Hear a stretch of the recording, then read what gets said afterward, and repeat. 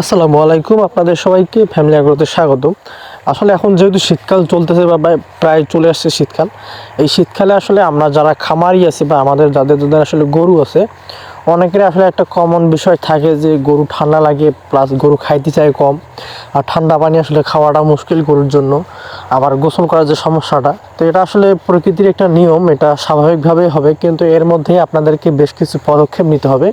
সেটা হচ্ছে, যেহেতু আমরা আসলে খামারি বা যেমন আমাদের আসলে ফ্রিজিয়ান গরুগুলো আছে, এই গরুগুলোকে আসলে আমরা যখন অন্য সময় নিয়মিত কিন্তু প্রত্যেক দিন অন্তত একবার করে গোসল করাই। যেহেতু এখন শীতকাল, এখন আসলে গোসল করার ক্ষেত্রে কিছু বিধিনিষেধ আছে। যেমন ধরেন যে আসলে এখন আমরা প্রতিদিন গোসল করাইতে পারি না বা চাইলেও করাতে পারি না, কারণ যেহেতু শীতকাল, গরুকে যদি প্রতিনিয়ত গোসল করানো হয় অনেক সময় ঠান্ডা লেগে যায়, আর ঠান্ডা লেগে যাওয়ার কারণে জ্বরও আসতে পারে। তো আমি আসলে যা করি, যেদিন আসলে দেখি সকালবেলা একটু যে না আজকে রোদ উঠতে পারে, তখন আসলে 9টার দিকে, আগে যেহেতু আমরা 7টার দিকে গোসল করে দিতাম, এখন 8টা বা 9টার দিকে গোসল করে দিই।